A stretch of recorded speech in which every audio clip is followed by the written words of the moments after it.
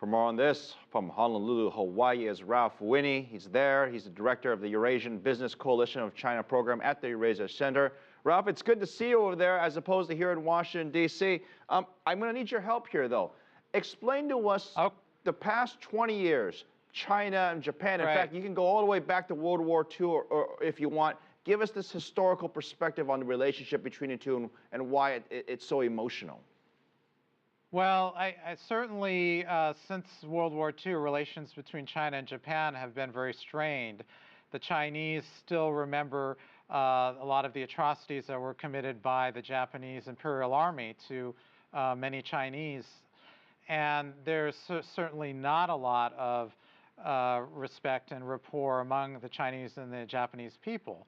Now, that being said, trade is one area where they've broken down a lot of cultural, social barriers because of the idea that strong, improved economic relations will create economic prosperity. Ralph, what's the problem? I mean, I've spoken to a lot of people, obviously from the Chinese side, about this, and one of the big sticking points, and it really hits a chord, is the fact that they feel that Japan, number one, isn't sorry, and they haven't taken that position to sort of apologize. It's very similar to what Germany did, to a lot of other countries and nationalities during World War II. There's a sense of that. Do you think that's an accurate assessment?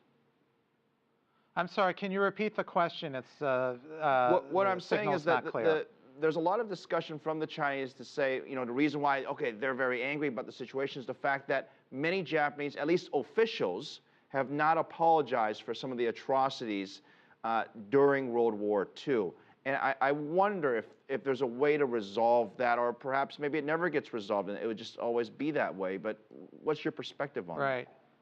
Yeah, I certainly think that in order to move relations forward between the two countries, you're going to have some acknowledgement by the Japanese about the atrocities that were committed against the Chinese people. When I'm in China and doing business, that's one of the things they always talk about is how much they remember the hard times for the Chinese people under Japanese occupation.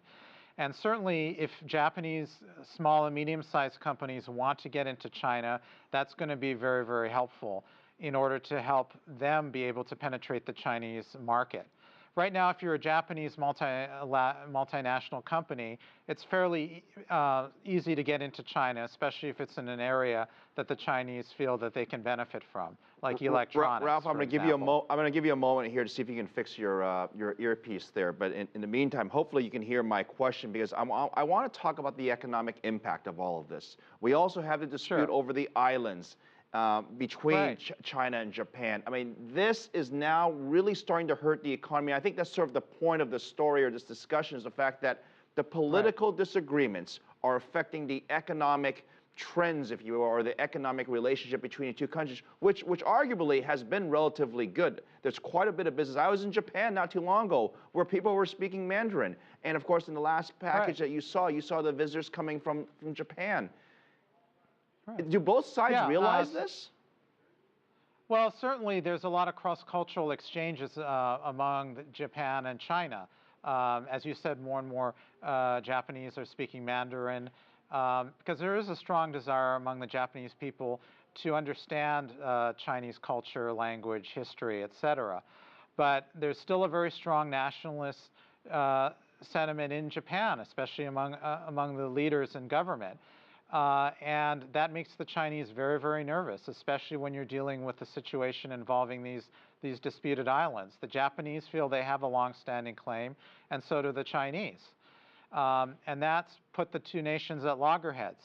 Because is the economic relationship big enough? Is it strong enough? Is there enough pressure from businesses on both sides, so to speak, to compel the politicians perhaps to find a resolution to this? I don't know, maybe I'm being overly optimistic, but I'm curious what your opinion is.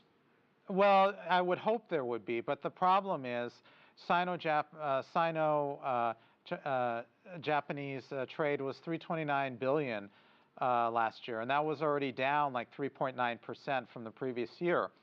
And Japanese exports into China have been dropping. So these political issues are certainly having an effect on trade and economic development.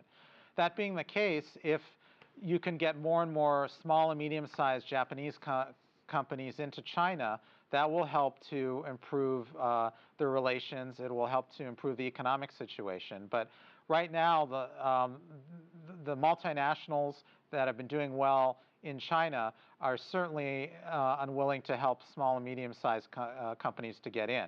The Japanese certainly want the trade. They want to get into China, but they don't want to give up the nationalistic trends and tendencies that have been drummed into them from the time that they were born.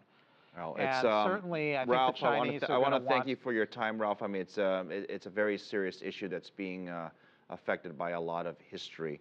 Ralph Winnie, thank you very much for giving us your perspective, Director of the Eurasian Coalition at the China Program at the Eurasia Center. Thank you very much.